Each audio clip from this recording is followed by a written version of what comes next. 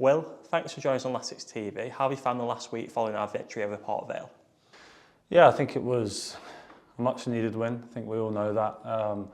I think the way we won was big for everybody. We all had to grind, we all had to dig in, obviously going down to 10 men. So yeah, it's lifted everything, definitely. We was always in good spirits, but obviously when results aren't going your way, it can be difficult at times. So yeah, it was great to get a win. Do you think last week's victory is a real proud showcase of the togetherness that exists within the group? Yeah, definitely. We've known in this building that we have that. We've got such a good group in that changing room. The staff, everybody gets on around the place. So we know we've had that. We've just fallen on the wrong side of results a little bit in recent times. So yeah, like you say, it was good to show that togetherness and get the win. The gaffer and yourselves are no strangers, to say the least. You've worked with him before. How important is the culture here at Christopher Park on match days to be so positive and bubbly? Yeah, definitely. It starts Monday morning when you come in after a win, a loss, a draw, whatever, and then you take that through the whole week.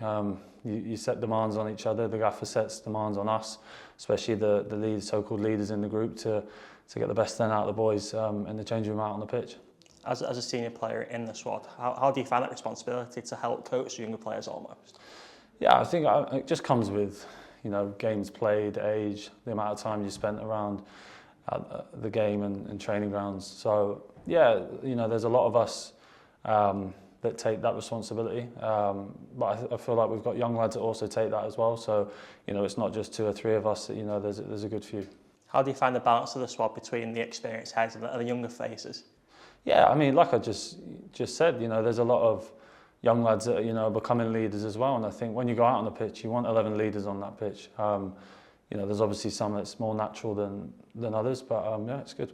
We've got another tough test at the weekend. We're travelling to Mansfield Town tomorrow for a dinner time kick-off. What sort of challenge are you expecting?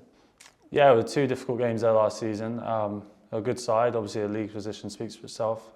Play good football, aggressive, so we know exactly what to expect. Like I always say, we'll respect them, but we won't fear them.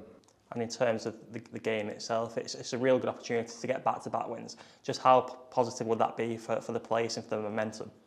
Yeah, definitely. Back-to-back wins in any league, especially this early, it does. It shoots you up a good part of the league. So that's our aim going into this Saturday. It's our first catch-up since pre-season. How have you found the season so far? Yeah, I think we all know we had a couple of weeks where we didn't get the results we wanted to.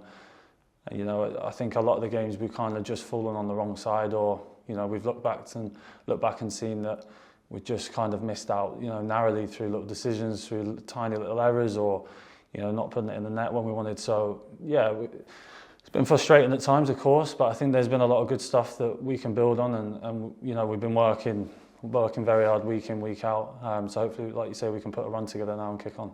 After matches, we always see you show your appreciation to the supporters, celebrating with them. How have you found your relationship since joining us 18 months ago? Yeah, really, really good. Like I say, we're doing it for them. There's nothing better, than giving them a win and sending them all home happy. So, like I say, I think we do have a good relationship with the fans, players and staff. So, hopefully we can send them home happy at the weekend.